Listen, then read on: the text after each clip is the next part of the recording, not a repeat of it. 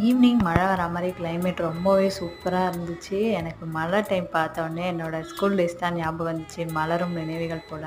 நான் மழையில நனைஞ்சுட்டே வருவோம். வீட்டுக்கும் ஸ்கூலும் ரொம்ப பக்கம். அதனால ஜாலியா இருக்கும் மழையில வரும்போது. மழை வந்தாவே லீவ் விட்டுருவாங்களான்னு ஒரு திங்கிங் வரும்.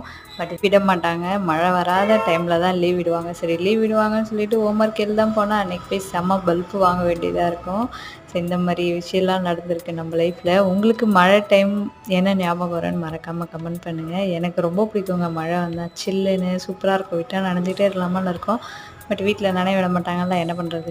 ஈவினிங் அப்படியே கொஞ்சம் நேரம் வெளியே இருந்துட்டு அதுக்கப்புறம் பூவெல்லாம் வாங்கி வச்சுட்டு கொஞ்சம் ஆஃபீஸ் ஒர்க் இருந்துச்சு, அதை பார்க்க வந்தேன். அதை பார்த்துட்டு மழைக்கு சூடாக சப்பாத்தியும் உருளைக்கிழங்கு குருமாவும் தான் ரெடி பண்ணேன். அதை ரெடி பண்ணிக்கிட்டே இருந்தேன். அதுக்குள்ளே கரண்ட் நின்றுடுச்சு. என்ன மழை வந்தால் இந்த ஒரே ஒரு பிரச்சனை தான், கரண்ட்டு நின்றுடும். பட் இருந்தாலும் சில்லுன்னு நல்லா இருக்குல்ல. இவ்வளோ நாள் வெயிலில் இருந்துட்டு இப்போ மழையில் இருக்கிறது ஹாப்பியாக இருக்குது.